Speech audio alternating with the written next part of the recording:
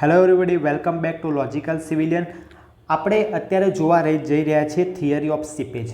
Okay, આ જે topic છે એ સિવિલ એન્જિનિયરિંગની પ્રિલિમ, મેન્સ અને ઇન્ટરવ્યૂ એમ દરેક જગ્યાએ ઇમ્પોર્ટન્ટ છે અને સૌથી વધારે જે ઇમ્પોર્ટન્ટ છે એ ઇન્ટરવ્યૂમાં ઇમ્પોર્ટન્ટ છે. કારણ કે થિયરી ઓફ સીપેજ મીન્સ કે એની અંદર 3 થિયરી આવે કે જેના લીધે સિવિલ એન્જિનિયરિંગના બધા હાઇડ્રોલિક સ્ટ્રક્ચર જે છે એ મોસ્ટલી ડિઝાઇન થતા હોય છે. જેની અંદર ફર્સ્ટ થિયરી આવે બ્લિક્સ થિયરી, સેકન્ડ થિયરી આવે લેન્સ થિયરી અને થર્ડ નંબર પર આવે ખોસલા થિયરી. ઓકે, તો આ થિયરીઓ બની કઈ રીતે છે? ઓકે, બ્લિક્સે થિયરીની સ્ટાર્ટ કઈ રીતે કરી, બ્લિક્સની થિયરીની શું લિમિટેશન હતી અને એ થિયરીમાં ખોસલાએ કઈ રીતે મોડિફાઈ કર્યું એનું આપણે ટોટલી કોન્સેપ્ચ્યુઅલ, શબ્દ સાંભળજો, કોન્સેપ્ચ્યુઅલ, અહીંયા કંઈ જ ગોખવાનું નથી, બરાબર? એટલે આ જે વિડીયો છે એ ટોટલી ટેકનિકલ એનાલિસિસ થશે બ્લિક્સ થિયરીનું અને ખોસલા થિયરીનું. ઓકે, તો આજે આપણે જોવા જઈ રહ્યા છીએ થિયરી ઓફ સીપેજ. ઓકે, હવે જોઈએ કે કોઈ પણ હાઇડ્રોલિક સ્ટ્રક્ચર છે બેટાઓ એ કઈ જગ્યાએ બનતું હોય છે. તો કોઈ પણ હાઇડ્રોલિક સ્ટ્રક્ચર જે છે એ જનરલી 2 ટાઈપના ફાઉન્ડેશન ઉપર બનતું હોય છે. 2 ટાઈપ ઓફ ફાઉન્ડેશન ઉપર કોઈ પણ હાઇડ્રોલિક સ્ટ્રક્ચર જે છે એ બનતા હોય છે. અને એ કયા ટાઈપના ફાઉન્ડેશન હોય છે? એક ફાઉન્ડેશન હશે ઇમ્પરવિયસ ફાઉન્ડેશન, બીજું જે છે એ પરવિયસ ફાઉન્ડેશન. આ 2 ટાઈપના ફાઉન્ડેશન ઉપર આપણને કોઈ પણ હાઇડ્રોલિક સ્ટ્રક્ચર જે છે એ બનેલું જોવા મળશે. ઇમ્પરવિયસ ફાઉન્ડેશન તો તમે કહો ઇમ્પરવિયસ ફાઉન્ડેશન કયા ટાઈપનું હોઈ શકે? તો એક છે એ રોકી ફાઉન્ડેશન હોઈ શકે. ઓકે, અને પરવિયસ ફાઉન્ડેશન એટલે શું કે એલ્યુવિયલ ફાઉન્ડેશન હોઈ શકે. ઓકે, ઇમ્પરવિયસ ફાઉન્ડેશન જેમ કે રોકી ફાઉન્ડેશન અને પરવિયસ ફાઉન્ડેશન જેમ કે એલ્યુવિયલ ફાઉન્ડેશન. ઓકે, તો આ 2 ટાઈપના ફાઉન્ડેશન ઉપર જનરલી દરેક હાઇડ્રોલિક સ્ટ્રક્ચર બનેલા હોય છે. હવે તકલીફ શું થાય છે? જો ઇમ્પરવિયસ ફાઉન્ડેશન હશે તો ત્યાં સીપેજનો કોઈ પણ પ્રોબ્લેમ આવતો નથી. પણ જો આપણું ફાઉન્ડેશન જે છે એ પરવિયસ ફાઉન્ડેશન હશે તો સીપેજના પ્રોબ્લેમ આવશે. કારણ કે પરવિયસ ફાઉન્ડેશનનો મતલબ શું? પરવિયસ ફાઉન્ડેશન મતલબ પરવિયસ સોઇલ. પરવિયસ સોઇલનો મતલબ શું? કે એ એવી સોઇલ છે જેની પાસે પોરોસિટી પણ છે અને પરમિએબિલિટી પણ છે. ઇટ મીન્સ કે એ વોટરને હોલ્ડ પણ કરશે, સાથે સાથે વોટરને પાસ થવાનું પણ એલાઉ કરશે.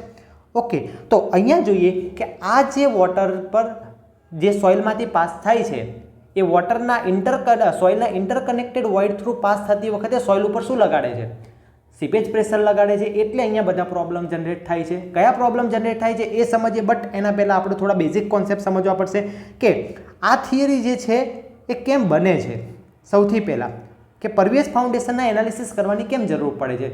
તો in India mostly structure should be constructed on pervious foundation. Okay, હવે આપણે કોઈ પણ બુક વાંચીએ, કોઈ પણ રેફરન્સ બુક વાંચીએ, એની અંદર તમે કોઈ પણ થિયરીની અંદર જોશો એનો બેઝ જે છે એ નોર્થ ઇન્ડિયામાં રહેલો છે. જેમ કે કેનેડી થિયરી, તો એનો બેઝ ક્યાં હતો? અપર બારી દોઆબ રિજન. બારી રિવર ક્યાંય? તો પંજાબમાં આવી છે, બરાબર? તો એ પંજાબનો રિજન મતલબ એ પણ નોર્થ ઇન્ડિયાનો રિજન. બ્લિક્સ સ્ક્રિપ્ટ થિયરી ક્યાં બની? તો યમુના નદી, ગંગા નદી એ સાઈડ બનેલી છે. ઇટ મીન્સ કે ઉપરની જે પણ સોઇલ છે ઇન્ડિયાની અંદર, નોર્થ સાઇડની અંદર, એ બધી કેવી સોઇલ છે? એલ્યુવિયલ સોઇલ છે. અને એલ્યુવિયલ સોઇલની અંદર જે પણ બનેલા સ્ટ્રક્ચર છે એ ફેલ થતા જોવા મળે છે આપણને. તો એનો મતલબ કે ઇન્ડિયાની અંદર, ઇન્ટરવ્યૂમાં પૂછેલો પ્રશ્ન અહીંયા હું ડિસ્કસ કરું કે ઇન્ડિયાની અંદર મોસ્ટ ઓફ સ્ટ્રક્ચર જે છે એ ફેલ થયા છે કઈ જગ્યાએ? નોર્થ ઇન્ડિયાની અંદર. સાઉથ ઇન્ડિયાની અંદર જે છે એ કમ્પેરેટિવલી ઓછા સ્ટ્રક્ચર જે છે એ ફેલ થાય છે. તો એનો રીઝન શું છે? The problem of seepage is less in south India. સીપેજનો પ્રોબ્લેમ જે છે એ સાઉથ ઇન્ડિયાની અંદર લેસ છે કારણ કે ત્યાં મોસ્ટલી ઇમ્પરવિયસ ફાઉન્ડેશન મળી રહે છે. જ્યારે નોર્થ ઇન્ડિયાની અંદર ઇમ્પરવિયસ ફાઉન્ડેશન કરતાં પરવિયસ ફાઉન્ડેશન જે છે એ વધારે જોવા મળે છે. ઓકે, હવે આ હાઇડ્રોલિક સ્ટ્રક્ચરનું એનાલિસિસ કરવું હોય તો મેં કીધું એ પ્રમાણે 3 થિયરી આવે: બ્લિક્સ થિયરી, લેન્સ થિયરી અને ખોસલા થિયરી. મોસ્ટલી દરેક બુકની અંદર પહેલાં થિયરી આપેલી હોય, પછી એના ફેલિયર ક્રાઇટેરિયા આપેલા. બટ આખો કોન્સેપ્ટ જે છે એ પહેલાં ફેલિયર સમજશું તો જ ખબર પડશે. તો એનો મતલબ કે આપણે અહીંયા પહેલાં સ્ટાર્ટ કરશું કે કઈ રીતે સીપેજના કારણે ફેલિયર થાય છે. તો hydraulic structure fails due to seepage of water below it by 2 modes. કયા કયા મોડ્સ? એક ફેલિયર ડ્યુ ટુ પાઇપિંગ અને બીજું ફેલિયર ડ્યુ ટુ અપલિફ્ટ. પાઇપિંગના કારણે અને અપલિફ્ટના કારણે જેટલા પણ હાઇડ્રોલિક સ્ટ્રક્ચર છે એ મોસ્ટલી ફેલ થાય છે.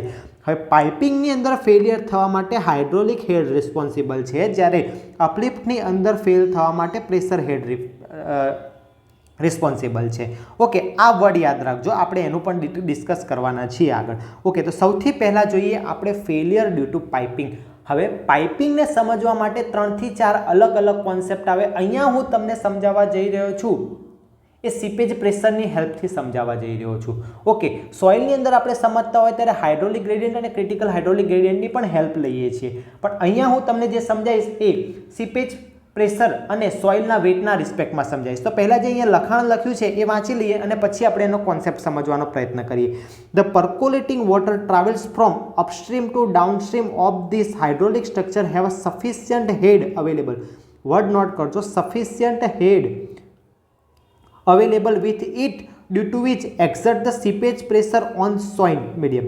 ઓકે, ઇટ મીન્સ શું કહેવા માગે છે? હવે આપણને ખબર છે કે વોટર ક્યાંથી ક્યાં પાસ થાય, તો water always passes from high head to low head. Water ક્યાંથી પાસ થશે? હાઈ હેડથી લો હેડ જ પાસ થાય. હવે હાઈ હેડથી લો હેડ પાસ થાય ઇટ મીન્સ કે જ્યાં હાઈ હેડ છે ત્યાં એની પાસે સફિશિયન્ટ એનર્જી છે, સફિશિયન્ટ પ્રેશર લગાડી શકે એટલી એનર્જી છે. એનર્જીને તમે હેડના ટર્મ્સમાં પણ રિપ્રેઝન્ટ કરી શકો. તો સફિશિયન્ટ હેડ અવેલેબલ છે જે શું કરશે? સીપેજ. સીપેજનો મતલબ શું? કે સોઇલના interconnected void through water pass થાય અવેલેબલ હેડના કારણે એને આપણે સીપેજ કહીએ. તો એ વોટર જ્યારે ઇન્ટરકનેક્ટેડ સોઇલના વોઇડમાંથી પાસ થતું હશે ત્યારે શું કરશે? સોઇલના પાર્ટિકલ્સ ઉપર એક પ્રેશર લગાડે છે, એ પ્રેશરને આપણે કહીશું સીપેજ પ્રેશર. ઓકે, તો પહેલો પોઈન્ટ તમને ખબર પડી ગઈ હશે. હવે જુઓ શું થાય છે. This pressure May cause a movement of medium particles along with the flowing water at downstream. The process of erosion exerts backward results in the formation of the empty space below the foundation due to which the hydraulic structure subsidized. આ subsidized word પણ important છે. This type of failure is termed as the piping failure or undermining failure or quicksand condition. જે નામ આપવું હોય તમે એને નામ આપી શકો છો. હવે એને સમજવાનો પ્રયત્ન કરીએ, ધ્યાનથી જોજો. આખું એકદમ ટેકનિકલ એનાલિસિસ અહીંયા આપણે કરવાનું છે. તો હું અહીંયા એક પેનનો કલર બદલી દઉં છું, બ્લુ કલરની પેનનો આપણે અહીંયા યુઝ કરીએ છીએ. ઓકે, શું થાય છે કે સોઇલ જે છે એની અંદર અહીંયા અવેલેબલ હેડ કેટલો છે? એચ છે. વોટર પાસે અવેલેબલ હેડ જે છે એ એચ છે. હવે વોટર જે છે એ હાઈ હેડથી લો હેડમાં પાસ થાય છે. તો આ બાજુ એચ હેડ છે, જ્યારે આ બાજુ ડાઉનસ્ટ્રીમ એન્ડની ઉપર H1 હેડ છે. અને તમને ડિફરન્સ દેખાય જ છે કે એચ હેડ જે છે એ મોટો છે કોના કરતાં? H1 હેડ કરતાં. ઇટ મીન્સ કે મારું વોટર જે છે સ્ટોર કરેલું એ ક્યાંથી પાસ થશે? હાઈ હેડથી લો હેડ તરફ જે છે એ પસાર થશે. આ વસ્તુ કન્ફર્મ છે. હવે એ પસાર થશે એટલે શું થશે? તો અહીંયાથી વોટર જે છે એ સોઇલની અંદર એન્ટર થઈ ગયું. અહીંયાથી વોટર જે છે એ સોઇલની અંદર એન્ટર થઈ ગયું. આ વોટર જે છે એ પાસ થતું કઈ સાઈડ આવશે? અપસ્ટ્રીમથી ડાઉનસ્ટ્રીમ તરફ આવશે. અપસ્ટ્રીમથી ડાઉનસ્ટ્રીમ, હું બ્લુ કલરની પેનથી સાથે સાથે બતાવતો જ જઉં છું. અપસ્ટ્રીમથી ડાઉનસ્ટ્રીમ તરફ આ વોટર જે છે એ પાસ થાય છે. ઓકે, હવે શું થાય છે કે આ વોટર જ્યારે સોઇલમાંથી પાસ થતું હોય છે ત્યારે એ દરમિયાન એ સોઇલના પાર્ટિકલ ઉપર શું લગાડે છે? એક પ્રેશર લગાડે છે જેને સીપેજ પ્રેશર કહેવામાં આવે. સપોઝ કે સીપેજ પ્રેશર લગાડે છે P. ઓકે, હવે આ સીપેજ પ્રેશરની સામે આપણું જે સોઇલનો પાર્ટિકલ્સ જે છે એ લડાઈ કરીને ઊભો રહે છે. બરાબર, એ એનાથી સાથે ફ્લો થઈ જતો નથી. બટ એક સમય એવો આવે છે કે આ સીપેજ પ્રેશર જે છે એ વધતું જ જાય છે અને એ કન્ડિશન આવશે જ્યારે આ સીપેજ પ્રેશરની જે વેલ્યુ છે એ સોઇલના સબમર્જ વેટ કરતાં એની વેલ્યુ વધી જાય છે. આને ક્રિટિકલ કન્ડિશન કહેવામાં આવે છે. બરાબર, તો આ વખતે શું થશે કે જ્યારે સીપેજ પ્રેશરની વેલ્યુ સોઇલના પાર્ટિકલ્સના વેઇટ કરતાં વધી જશે ત્યારે એ સીપેજ પ્રેશર જે વોટર લગાડે છે એ વોટરની સાથે આપણો જે સોઇલનો પાર્ટિકલ છે એ પાસ થઈ જશે.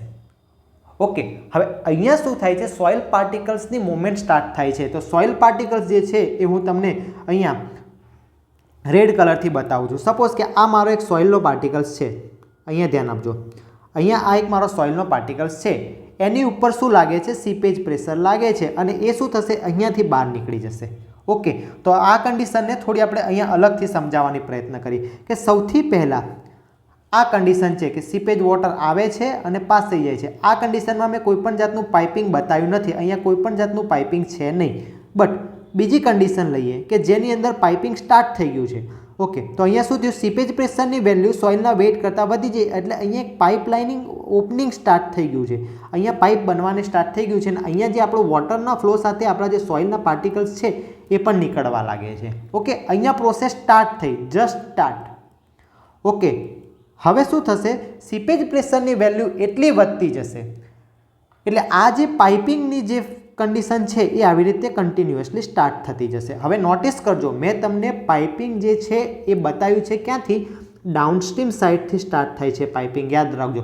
અને ડાઉનસ્ટ્રીમ ડાયરેક્શનમાંથી કઈ સાઇડ થાય છે, તો એ સ્ટાર્ટ થાય છે બેકવર્ડ ડાયરેક્શનમાં. તો પાઇપિંગ ફેલિયરના મિત્રો બે ટાઈપ આવે, એક આવે backward erosion piping, backward erosion piping, અને બીજું જે ટાઈપ આવે એ આવે છે heaving piping, heaving type piping. બરાબર, અત્યારે આપણું જે ફોકસ છે એ backward erosion piping backward erosion piping ઉપર જ છે. હવે મોસ્ટ ઇમ્પોર્ટન્ટ ક્વેશ્ચન, ટેકનિકલ તમારું નોલેજ ચેક કરવું હશે તો આ પ્રશ્ન ઇન્ટરવ્યૂમાં પૂછશે કે બેટાઓ કે આ જે પાઇપલાઇનિંગ લાઇક ઓપનિંગ જે થયું એ ડાઉનસ્ટ્રીમ એન્ડથી જ કેમ થયું, તો એનું એનાલિસિસ કરીએ આપણે. અહીંયા ધ્યાન આપજો કે સપોઝ કે અહીંયા કોઈ મારો એક સોઇલ પાર્ટિકલ્સ છે, સોઇલ પાર્ટિકલ્સને ફરીથી મેં અહીંયા રેડ કલરથી બતાવ્યો છે.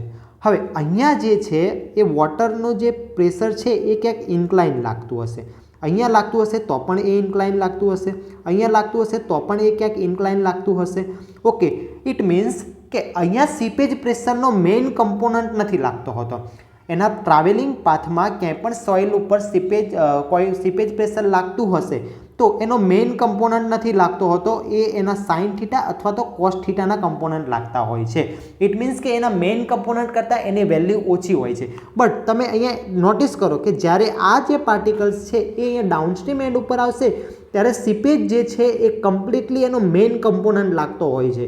ઇટ મીન્સ જો આ જે છે એ સીપેજ એક્ઝેક્ટ વર્ટિકલ ડાયરેક્શનમાં લાગે છે, અહીંયા ઇન્ક્લાઇન ડાયરેક્શનમાં લાગતો. કોઈ પણ ફોર્સ ઇન્ક્લાઇન ડાયરેક્શનમાં લાગે તો આપણે એને બે કમ્પોનન્ટની અંદર વેચી કાઢીએ છીએ, એક એનો સાઇન થીટાનો કમ્પોનન્ટ હોય અને એક કોસ થીટાનો કમ્પોનન્ટ હોય. એટલે આ પોઈન્ટ ઉપર આવશે ને એટલે એ વર્ટિકલ કમ્પોનન્ટ લાગશે અને વર્ટિકલ કમ્પોનન્ટની વેલ્યુ વધારે હોય છે. એ વેલ્યુ જ્યારે વધારે થઈ જાય ત્યારે શું કન્ડિશન થશે, સીપેજ પ્રેશરની વેલ્યુ જે છે એ વધી જશે. કોના કરતાં, જે આ સોઇલ પાર્ટિકલનો જે વેઇટ છે એના કરતાં. સીપેજ પ્રેશરની વેલ્યુ સોઇલ પાર્ટિકલ કરતાં વધી ગઈ એ વખતે શું કન્ડિશન થશે, એ વખતે કન્ડિશન એવી થશે કે જે મારો સોઇલનો પાર્ટિકલ હતો એ અહીંયા વિસ્કસ ફ્લુઇડની જેમ બિહેવ કરવા લાગશે.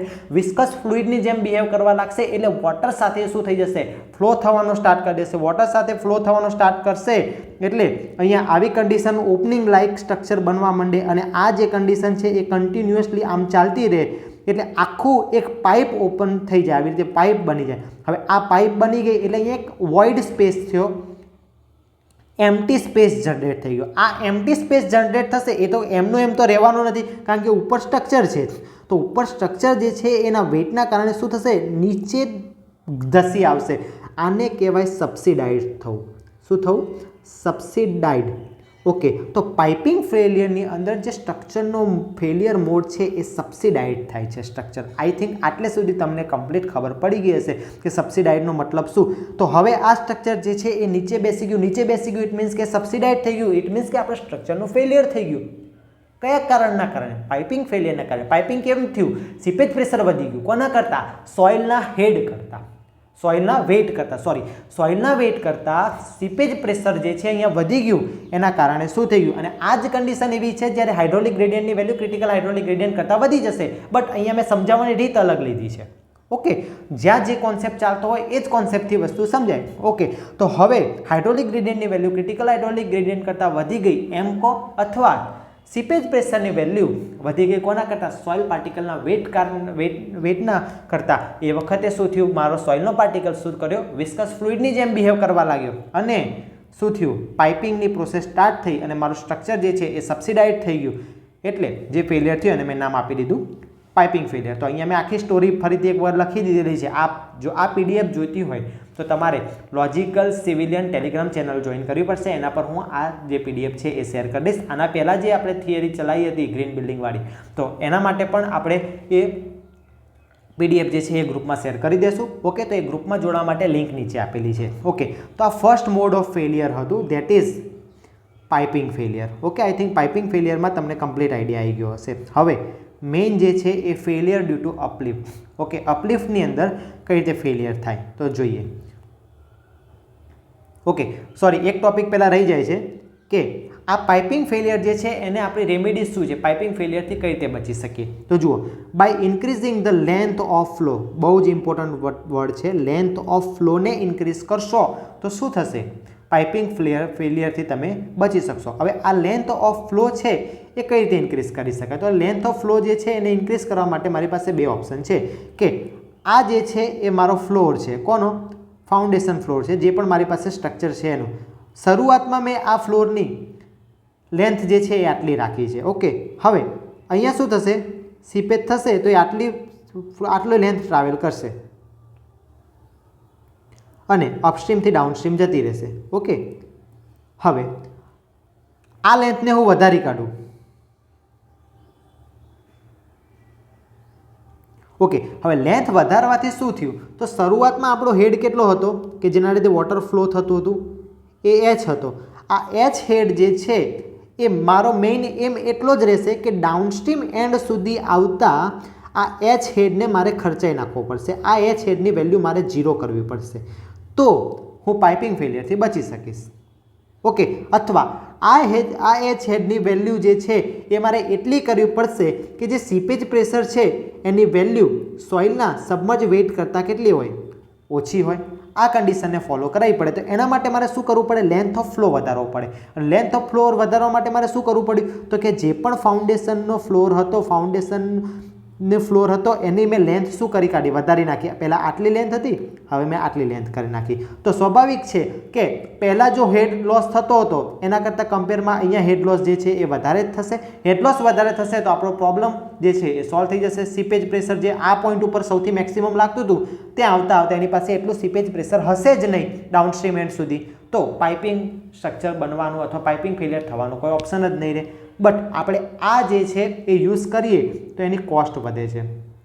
કોસ્ટ વધે છે એટલે કોની, એની એટલે સ્ટ્રક્ચરની છે, બરાબર. તો સ્ટ્રક્ચરની કોસ્ટ વધે છે. તો આપણે એક બીજું સોલ્યુશન લાવ્યા. શું કર્યું કે પાઇપિંગ ક્યાં થતું હતું, પાઇપિંગ થતું હતું બેટા ડાઉનસ્ટ્રીમ એન્ડથી. તો ડાઉનસ્ટ્રીમ એન્ડ ઉપર તમે એક સીટ પાઇલ વોલ પ્રોવાઈડ કરી નાખો. તો અહીંયા મેં શું કર્યું, સીટ પાઇલ વોલ પ્રોવાઈડ કરી નાખ્યું.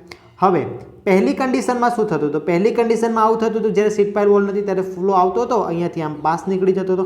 પણ અહીંયા શું થશે કે ફ્લો આવશે એ જ કન્ડિશન, બટ આટલું જે છે એ વધારે ટ્રાવેલિંગ કરવું પડશે. અને અહીંયાથી ટ્રાવેલિંગ કરશે સાથે સાથે એને ફરીથી ઉપર ચડીને પણ વોટરને બહાર નીકળવું પડશે. એટલે અહીંયા જે આ પોર્શન છે એ એનર્જીને ડ્રાસ્ટિકલી રિડ્યુસ કરાવી નાખે છે. ડ્રાસ્ટિકલી રિડ્યુસ મતલબ કે અચાનકથી જોરદાર સીપેજ પ્રેશરની અંદર ઘટાડો લાવી દે છે. કઈ રીતે ઘટાડો લાવે છે એનો એક આપણે ડાયાગ્રામ પણ હમણાં જોવાના છીએ, બરાબર, જે તમને બ્લિક્સ થિયરીમાં વધારે આઈડિયા આવશે. ઓકે, બટ હાલ એવું સમજી લો કે આ ડાઉનસ્ટ્રીમ પાઇલ જે છે એનાથી તમે શું કરી શકો છો, ડાઉનસ્ટ્રીમ પાઇપની અંદરથી ડાઉનસ્ટ્રીમ પાઇલની મદદથી તમે પાઇપિંગ ફેલિયર અટકાવી શકો છો. પાઇપિંગ ફેલિયર શું કરી શકો છો, અટકાવી શકો છો. તો આ હતું આખું પાઇપિંગ ફેલિયરનો કોન્સેપ્ટ કે એની અંદર તમે શું કરશો, લેન્થ ઓફ ફ્લોર વધારી કાઢો, કાં તો ડાઉનસ્ટ્રીમની અંદર શું પ્રોવાઈડ કરો, ડાઉનસ્ટ્રીમની અંદર તમે પ્રોવાઈડ કરી દો એક સીટ પાઇલ. ઓકે, જેનાથી શું થશે, લેન્થ ઓફ ફ્લો વધી જશે. લેન્થ ઓફ ફ્લો વધશે એટલે શું થશે, વોટરની એનર્જી ઘટશે. વોટરની એનર્જી ઘટશે એટલે આપણું સીપેજ પ્રેશર જે છે એ કંટ્રોલમાં રહેશે. સીપેજ પ્રેશરને કંટ્રોલમાં રાખવા માટે જ આ બધી થિયરી છે, એટલે આપણે નામ આપીશું થિયરી ઓફ સીપેજ. ઓકે, ચલો નેક્સ્ટ બીજો કોન્સેપ્ટ જોઈએ. બીજો કોન્સેપ્ટ શું છે, તો બીજો કોન્સેપ્ટ છે અપલિફ્ટ ફેલિયર. ઓકે, તો failure due to uplift pressure. હવે શું થાય છે, કન્ડિશન જુઓ અહીંયા કે કોઈ પણ વોટર જે છે અહીંયાથી એન્ટર થશે. સપોઝ કે આ વોટર જે છે અહીંયાથી એન્ટર થયું. આ વોટર જે છે એ એન્ટર થશે એ સોઇલ પાર્ટિકલ ઉપર પણ વેટ લગાડશે, દરેક ડાયરેક્શનમાં લગાડશે. તો એ જ રીતે અહીંયા યલો કલરથી જે બતાવ્યું છે એ ડાયરેક્શનમાં પણ શું લગાડશે, પ્રેશર લગાડશે. આ પ્રેશર નીચેથી ઉપર તરફ લાગે છે. ઇટ મીન્સ કે એ ઉપરની સાઈડ આપણા સ્ટ્રક્ચરને શું કરશે, લિફ્ટ કરવાનો પ્રયત્ન કરશે. એટલે આ પ્રેશરને આપણે શું નામ આપ્યું, અપલિફ્ટ પ્રેશર નામ આપ્યું. તો જ્યારે પણ વોટર જે છે એ સોઇલ પાર્ટિકલમાંથી પાસ થાય છે, સોઇલ માસ થ્રુ પાસ થાય છે, એ વખતે શું કરે છે, એક અપવર્ડ ડાયરેક્શનની અંદર પણ પ્રેશર લગાડે છે, જેને શું કહેવામાં આવે છે, અપલિફ્ટ પ્રેશર તરીકે ઓળખવામાં આવે છે. ઓકે, તો percolating water below the impervious floor exert the upward pressure on the foundation which is termed as uplift pressure. હવે અપલિફ્ટ પ્રેશરના લીધે ફેલિયર કઈ રીતે થાય છે? ચલો, તો એક વસ્તુ છે અહીંયા સિમ્પલ ધ્યાન આપો કે અપલિફ્ટ પ્રેશર કઈ રીતે લાગે છે. અપલિફ્ટ પ્રેશર આ ડાયરેક્શનમાં લાગે છે. ઓકે, હવે મારે એને કાઉન્ટરેક્ટ કરવું હોય તો મારે પ્રેશર કઈ રીતે લગાડવું પડે? આ ડાયરેક્શનમાં લગાડવું પડે, મતલબ નીચેની ડાયરેક્શનમાં લગાડવું પડે. હવે નીચેની ડાયરેક્શનમાં કયો ફોર્સ લાગતો હોય? તો સિમ્પલ વસ્તુ છે, એ વેઇટ લાગતો હશે. ઓકે, તો નીચેની ડાયરેક્શનમાં શું લાગે છે? વેઇટ લાગે છે. અપવર્ડ ડાયરેક્શનમાં શું લાગે છે? તો અપવર્ડ સીપેજ ફોર્સ લાગે છે. શું લાગે છે? Upward seepage force. ઓકે, તો જો મારે અપલિફ્ટ પ્રેશરના લીધે થતું ફેલિયર રોકવું હોય તો આ જે સીપેજ ફોર્સ છે અપવર્ડ ડાયરેક્શનનો, એની વેલ્યુ કોના કરતાં નાની રાખવી જોઈએ? આ જે વેઇટ છે ફ્લોરનો, એના કરતાં મારે એ વેલ્યુને નાની રાખવી જોઈએ. પરંતુ ક્રિટિકલ કન્ડિશન કોને કહેવાય? કે આ જે ફોર્સ છે એની વેલ્યુ વધી ગઈ. કોના કરતાં? વેઇટ કરતાં. કોના વેઇટ કરતાં? તો આ ફ્લોરના વેઇટ કરતાં. તો એ વખતે શું થશે? આ જે સ્ટ્રક્ચર છે એ ઓવરટર્ન થઈ જાય. ઓવરટર્ન થઈ જાય અથવા એનું રપ્ચર થઈ જાય. તો અપલિફ્ટના કારણે ઓવરટર્નિંગ ફેલિયર અથવા તો રપ્ચર ફેલિયર જોવા મળશે. હવે શું થશે? જો પાઇપિંગની અંદર સ્ટ્રક્ચર જે છે આવી રીતે નીચે જતું રહેતું હતું, પણ અહીંયા શું થાય છે? આ સ્ટ્રક્ચર જે છે એ ઉપરની ડાયરેક્શનમાં મૂવ થાય છે. ઉપરની ડાયરેક્શનમાં મૂવ થાય એ સ્ટ્રક્ચરના ફેલિયરને હિવિંગ ફેલિયર કહેવામાં આવે. બેટા, શું કહેવામાં આવે? હિવિંગ ફેલિયર. તો ચલો, ફેલિયર મોડમાં શું ફરક પડ્યો? ઇન્ટરવ્યુનો ક્વેશ્ચન કે પાઇપિંગ ફેલિયરની અંદર સ્ટ્રક્ચર જે છે એ સબસિડાઇડ થતું હતું. શું થતું હતું બેટાઓ? સબસિડાઇડ થતું હતું. જ્યારે અહીંયા જે ફેલિયર જે છે એ શું થાય છે? હિવિંગ થાય છે સ્ટ્રક્ચરનું. શું થાય છે બેટાઓ? હિવિંગ થાય છે. ઓકે, તો હવે થિયરી પર આવી જઈએ પાછા. શું કહેવા માગે છે? If this pressure is not counter balance by the weight of the foundation. Not counter balance by the weight of the foundation એટલે કે જે પ્રેશર લાગે છે અપલિફ્ટ ડાયરેક્શનની અંદર એ વેઇટના કરતાં કેવું થઈ ગયું છે? વધી ગયું છે. એ વેઇટ જે છે એ પ્રેશરને રોકી શકે એવું નથી. તો એ વખતે શું થશે? Foundation may be fail due to rupture. ફાઉન્ડેશનનું શું થઈ જશે? રપ્ચર થઈ જશે. આ ટાઈપના ફેલિયરને અપલિફ્ટ ફેલિયર તરીકે ઓળખવામાં આવે છે. હવે અપલિફ્ટ ફેલિયરને રોકવું છે મારે. ઓકે, તો અપલિફ્ટ ફેલિયરને રોકવા માટે હું શું કરી શકું? ધ્યાન આપજો.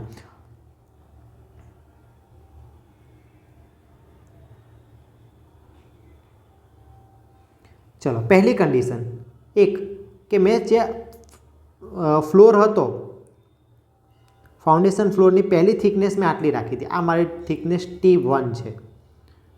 ઓકે, હવે બીજી થિકનેસ હું આ કરી દઉં. તો તમે મનમાં ને મનમાં કોમેન્ટ કરો. આ થિકનેસ મારી T1 હતી, આ T2 થઈ ગઈ. ઓકે, બંનેમાંથી થિકનેસ કોની વધારે છે? સ્વાભાવિક છે, તમને દેખાય છે T2ની વધારે છે. બરાબર, બીજા ફ્લોરની વધારે છે. અહીંયા તમારી T1 છે, તો T2 જે છે એ વધારે છે કોના કરતાં? T1 કરતાં. તો તમે જ કહો વેઇટ કોનો વધારે હશે? બીજા સેક્શન વાળાનો. તો વેઇટ 2 કોના કરતાં વધારે છે? વેઇટ 1 કરતાં. ઇટ મીન્સ કે જો મારે આ ઉપર તરફ લાગતા અપલિફ્ટ પ્રેશરને કાઉન્ટર બેલેન્સ કરવું હોય તો હું આ ઓપ્શન સિલેક્ટ કરી શકું. શું કરી શકું?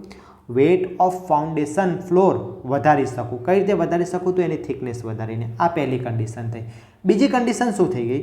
તો બીજી કન્ડિશન એ થઈ કે મારે ફરીથી પાઇપિંગથી બચવા માટે મેં શું કર્યું? ડાઉનસ્ટ્રીમ સાઈડમાં સીટ પાઇલ પ્રોવાઈડ કરી નાખી. ઓકે, કેમ? કારણ કે પાઇપિંગ ક્યાંથી સ્ટાર્ટ થાય છે બેટાઓ? ડાઉનસ્ટ્રીમ એન્ડથી સ્ટાર્ટ થાય છે. હવે મારે અહીંયા બચવાનું છે કોનાથી? અપલિફ્ટના કારણે. અપલિફ્ટ કઈ જગ્યાએ મેક્સિમમ હશે એનો વિચાર કરો. અપલિફ્ટ કઈ જગ્યાએ મેક્સિમમ હશે? તો અપલિફ્ટ જ્યાં સૌથી વધારે હેડ અવેલેબલ હશે ત્યાં મેક્સિમમ હશે. ઇટ મીન્સ કે અહીંયા જે છે એ મારો H ટોટલ હેડ અવેલેબલ છે. બીજી જગ્યાએ ક્યાંક અહીંયા ગણીએ તો એ H કરતાં ઓછો હશે, અહીંયા H કરતાં સાવ ઓછો હશે. આ સાઈડ આવતા તો 0 થઈ જશે, અથવા તો જે અવેલેબલ હેડ હશે એટલો હશે. પણ અહીંયા સૌથી વધારે હેડ અવેલેબલ છે. ઇટ મીન્સ કે આ જે ફેલિયર છે અપલિફ્ટ ફેલિયર એ સ્ટાર્ટ થવાના અથવા તો રિસ્પોન્સિબલ કઈ સાઈડથી વધારે થશે? તો એ અપસ્ટ્રીમ સાઈડથી થશે. તો હું શું કરીશ? Upstream side sheet pile wall provide કરી નાખીશ. હું શું કરીશ બેટાઓ? Upstream side sheet pile wall provide કરી નાખીશ. હવે ધ્યાનથી અહીંયા કોન્સેપ્ટ સમજો કે અપસ્ટ્રીમ સીટ પાઇલ પ્રોવાઈડ કરવાના ફાયદા શું છે. એક મિનિટ હો, ખાલી હું અહીંયા થોડું સાફ કરી નાખું એટલે આપણે બીજી થિયરી સમજી શકીએ.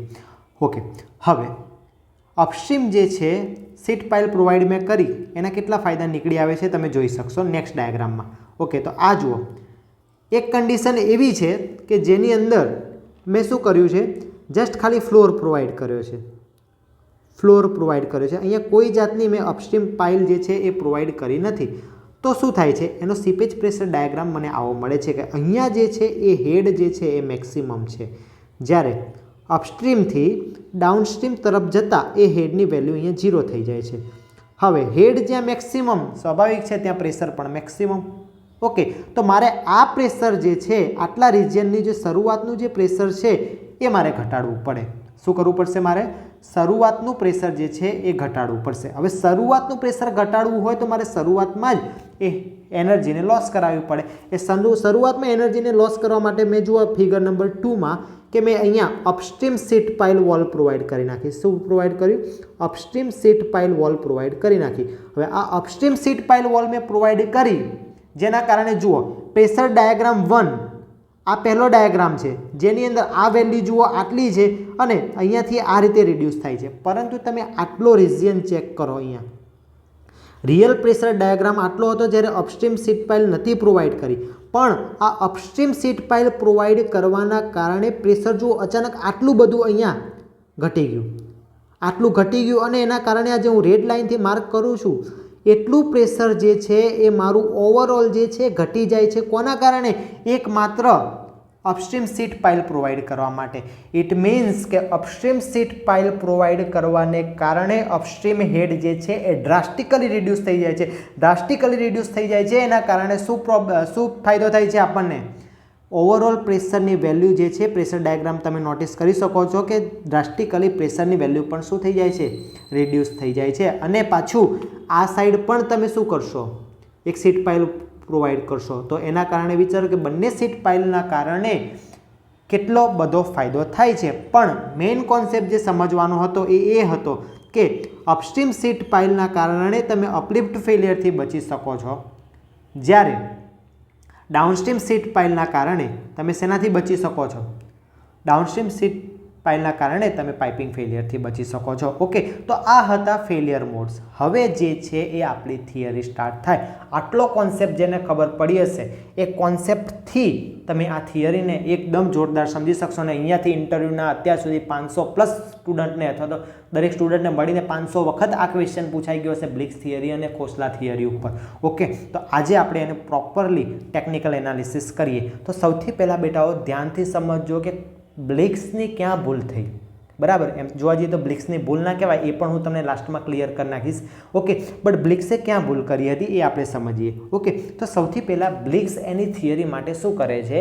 એઝમ્પશન લે છે. અહીંયા આ એઝમ્પશન એને જે લીધા છે એ જ સૌથી મોટી ભૂલ છે, કારણ કે એઝમ્પશનમાં જ એમને ભૂલ કરી દીધી હતી. ઓકે, તો સમજો કે assumption of this theory are. This theory means કે અહીંયા કઈ થિયરીની વાત ચાલે છે બેટા? બ્લિક્સ થિયરીની વાત ચાલે છે. ઓકે, તો આ બ્લિક્સ થિયરીની અંદર પહેલું એઝમ્પશન એમ હતું કે the percolating water follows the outline of the base of the foundation. Outline of the base of the foundation એનો મતલબ શું છે? કે વોટર જે છે ક્રીપ થાય છે along the bottom contour of the structure. હવે બોટમ કન્ટુર ઓફ ધી સ્ટ્રક્ચરનો મિનિંગ શું થાય છે તો એને સમજવા માટે આપણે ફરીથી આ પેજ ઉપર આવી જઈએ કે આઉટલાઇનને ફોલો કરશે કોને? તો સ્ટ્રક્ચરની. જો સ્ટ્રક્ચર આવું હશે તો બ્લુ કલરથી વોટરનો ફ્લો બતાવું. જો સ્ટ્રક્ચર આવું હશે તો વોટર આ રીતે પાસ થશે, એની આઉટલાઇનને ફોલો કરશે. જો સ્ટ્રક્ચર આવું છે, આ સ્ટ્રક્ચરને યલો કલરથી બતાવીએ. સ્ટ્રક્ચર જો આવું છે તો વોટર જે છે એ આ રીતે પાસ થશે, એની આઉટલાઇનને ફોલો કરશે, એના બેઝ ઓફ ધી કન્ટુરને ફોલો કરશે. સપોઝ કે આ સ્ટ્રક્ચરમાં મેં સીટ પાઇલ વોલ પ્રોવાઈડ કરી નાખી, સ્ટ્રક્ચરને યલો કલરથી બતાવવાનું. સ્ટ્રક્ચરને સીટ પાઇલવાળું પ્રોવાઈડ કર્યું તો આ જે વોટર છે એ આ રીતે પાસ થશે, એનું જે પણ આઉટલાઇન છે એને ફોલો કરશે. આવું કોણ કહે છે બેટાઓ? બ્લિક્સ કહે છે. શેમાં કહે છે? એના એઝમ્પશનમાં કહે છે. ઓકે, અહીંયા બ્લિક્સે સૌથી મોટી ભૂલ કરી નાખી. કેમ? કારણ કે બ્લિક્સે પહેલું એઝમ્પશન શું લીધું? The percolating water follows the outline of the base of the foundation. મતલબ કે જે પણ ફાઉન્ડેશન હશે એને ચીપકીને ચાલશે. શોર્ટમાં કહીએ તો ક્રીપનો ગુજરાતીમાં મિનિંગ જ એવું થાય, ચીપકવું. બરાબર, તમે ફોરેનની અંદર કોઈ હોલિવૂડના મૂવી જોશો તો કોઈ વ્યક્તિ કોઈ બીજાને ટચ થઈ જતો ત્યારે શું કહે છે? હાઉ ક્રીપી યુ આર, તું કેટલો ચીપકું છે. બરાબર, એ રીતે. તો અહીંયા ક્રીપનો મિનિંગ શું છે બેટા? ક્રીપનો મિનિંગ જ એ થાય કે ચીપકવું. એટલે કે વોટર જે છે પાસ થશે એ ક્યાંથી પાસ થશે? એ વોટર પાસ થશે આઉટલાઇનથી. કોની આઉટલાઇનથી? જે પણ સ્ટ્રક્ચર, જે પણ શેપનું છે એ રીતે પાસ થશે એવું કોણ કહે છે બેટાઓ? બ્લિક્સ કહે છે. ક્યાં કહે છે? ને એઝમ્પશનમાં કહે છે આ એઝમ્પશન ખોટું છે. કેમ ખોટું છે? તો આપણને ખબર છે કે સોઇલમાંથી જ્યારે વોટર પાસ થાય છે એ પાસ કઈ રીતે થાય છે? એ પાસ થાય છે ફ્લો લાઇનને અલોંગ. ક્યાંથી પાસ થાય છે? ફ્લો લાઇનને અલોંગ. આવું કોણે કીધું છે? લાપ્લાસે કીધું. કઈ જગ્યાએ? ફ્લોનેટના કોન્સેપ્ટમાં કીધું. આવું બીજું કોણ કહે છે? ડાર્સી કહે છે. ક્યાં કહે છે? તો ડાર્સી કહે છે કે સોઇલ માસ થ્રુ જે સીપેજ થાય છે એના એનાલિસિસની અંદર ડાર્સી પણ કહે છે. શું કહે છે? કે soil is always water is always pass from high head to low head. પર ક્યાંથી? કઈ રીતે?